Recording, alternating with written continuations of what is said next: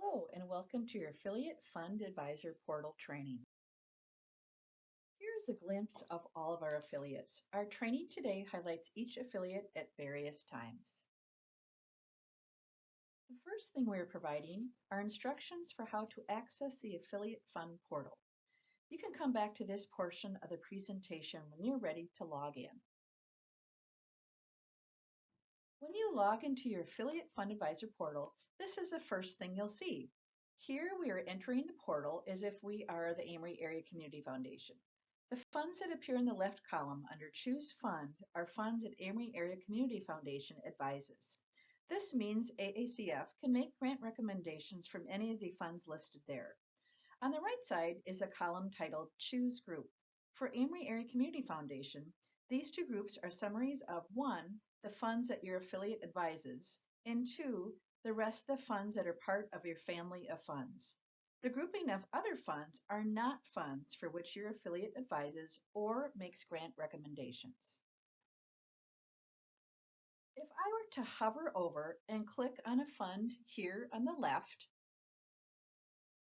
this is what I'd see. Here I'm looking at the Vibrant Communities Fund for Amory. Each fund that you click is set up in the same way. First, across the top are a series of blue tabs. All of the individual funds that you advise will have the same blue tabs. The same is true for your advised funds group. Second, for each fund clicked, you can see the date the fund was created, the current balance, the spendable balance, total contributions, and total grants made from that fund. Finally, notice the line of small print that identifies who the fund advisors are. Now, let's move to the Chisago Lakes Area Community Foundation. Here, I'm logged in as the treasurer for the Chisago Lakes Area Community Foundation. Again, I see the same two columns as we did for Amory, with individual funds on the left and groups of funds on the right.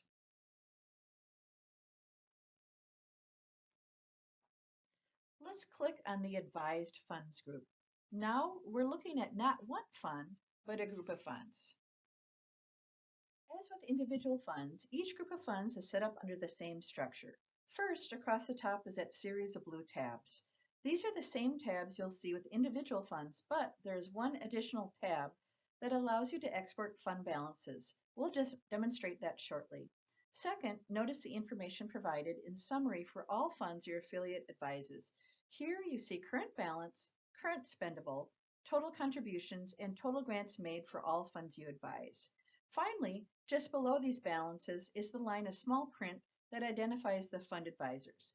Just below that line, you'll see the headers for top 10 contributors and contributions. We'll show more of that as we move to the next affiliate, the Hudson Community Foundation. From Hudson's main portal page, I'm going to click into their Advised Funds group. Then you'll see the details that appear under that header of top 10 contributors and contributions. Note, for the next slide examples, we have redacted specific donor or grantee information in order to share portal how-tos with live data without impacting donor privacy. So now back to Hudson. Each advised group will show the top 10 contributors to all the funds you advise for all time. It's important to make this distinction here, and it helps your affiliate to know who these top contributors are. Under the contributions header, there are hyperlinks for the specific years when these contributions were made.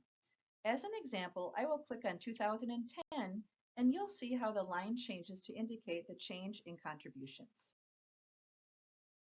As you can see, in Hudson in 2010, there was a significant increase in contributions during the latter part of the year. Each year, the contributions come in during different times. But you'll note that the pie chart did not change. That's because the top 10 contributors pie chart is for all time, not any one point in time. Now you'll notice that there are two new headers below the two graphs labeled Top 10 Grantees and Grants. Let's move on to the Lower St. Croix Valley Community Foundation to investigate these items. I am logged in as the chair of the Lower St. Croix Valley Community Foundation. You'll see the main page is the same for all affiliates. I'm going to click into the Advised Funds grouping and we'll look more closely now at the top 10 grantees. The top 10 grantees represented in the pie chart are grantees who have received the largest dollar amount of funding from the Lower St. Clair Valley Community Foundation for all time. And on the right side, I'll call your attention to the grant that was made in April of 2021. Now I'll click the year to 2011 to see what was happening then. As you can see, in 2011, there were two separate times grants were made, during early and mid-year. Notice that the pie chart does not change as we change years. That's because the top 10 grantees pie chart is for all time, not any one point in time. So now let's move into the other funds group, starting with the New Richmond Area Community Foundation. Here I'm logged in as the Executive Director of the New Richmond Area Community Foundation. We're going to examine what the other funds groupings look like. The number of blue tabs across the top is more limited here as compared to the blue tabs you see in funds advised by your affiliate. That's because these funds are not advised by your affiliates. The affiliate does not have full access. Please notice the line of small print that indicates the fund advisors. This is a really important point to understand. You can see that it indicates the fund advisors are the New Richmond Area Community Foundation Executive Director, Chair, and Treasurer. Although not technically 100% accurate, this system setting allows those board members to see some data for other funds. They can also export fund balances. However, the NRACF does not and cannot make grant recommendations in any of these other funds. From still inside the NRACF Other Funds group, if you scroll down, you'll see the top 10 grantees and grants chart. If you hover over any pie chart or any of the names listed next to the pie chart, you'll see the dollar amount of that particular slice represented. In addition, you can click on a name or on a space within the pie chart, and you will be taken into the details of that particular grantee, grant, contributor, or contribution. We'll demonstrate what that looks like next with the Northwest Alliance Community Foundation. Here, I'm logged in as a treasurer of the NACF. At this juncture, I'm going to move away from the groups on the right and switch back to looking at individual funds on the left. Here, I'm looking at the Northwest Alliance Community Foundation General Fund, which some other affiliates may call an operating fund. Like all funds, it shows the date created, current balance, total contributions, and total grants. You'll notice that the contributions tab is highlighted in yellow. I'd like to point out that you can get to individual contributions three ways. First, by hovering over and clicking on a piece of the pie. Second, by hovering over and clicking on the name listed.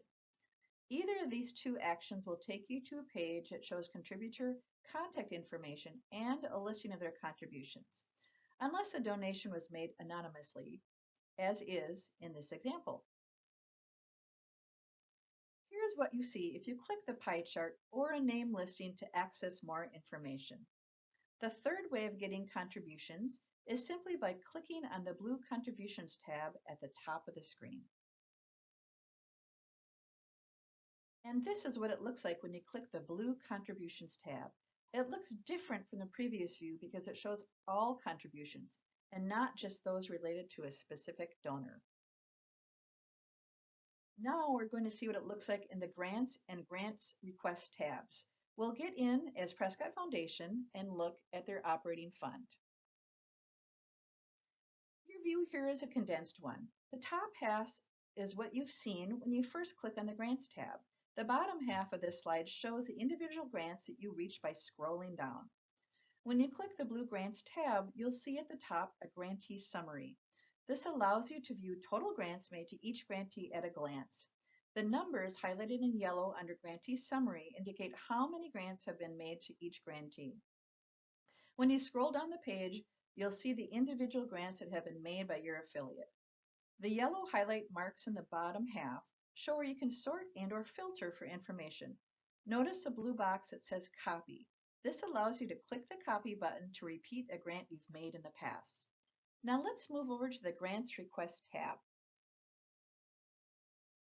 On the left side of the screen, you can search for previous grantees using the drop-down lists, or you can search by name, or you can manually enter a grantee further down the page. On the right side of the screen is a listing of previous grants that might remind you of causes you've funded in the past. Note the yellow highlighted symbols that show you can sort and or filter for information here. Now let's move on to some of the remaining blue tabs across the top of this page, such as Fund Statements and File. Let's go in as Somerset Community Foundation and click on their Forever Fund. This slide shows two different tabs. On the top is the Fund Statements tab where your quarterly fund statements will appear after they're produced. You will receive an email notification that fund statements are now available in the portal. Next, the Files tab is shown in the bottom half of this slide. Files that may appear here are items that have been uploaded by SCVF staff, such as fund agreements. Now, logging in as Stillwater Area Community Foundation, we'll look at both their endowed and operating funds to examine the expenses and non-gift tabs. From the SACF operating fund, if we click the expenses tab, you'll see the yellow highlighted header called voucher activity. Here you can filter and or sort by the profile of the vendor where expenses have been paid. If you click on the name of the vendor, it will take you to a listing of all the vouchers that have been created to pay expenses on behalf of your affiliate. From the SACF Endowed Fund, if we click the Non-Gift tab, you will see that it says Invoice Activity. What is being displayed here are 1, items that have reduced a gift amount, such as a credit card processing fee, or 2, items that were purchased without the expectation of getting a tax receipt, such as a ticket to an event. This concludes the Affiliate Fund Advisor Portal training. Go ahead and log in, set your password, and click around. It's a robust new tool that provides a lot of useful information. Let the staff at the St. Clair Valley Foundation know if you have any questions or need any assistance. Thank you.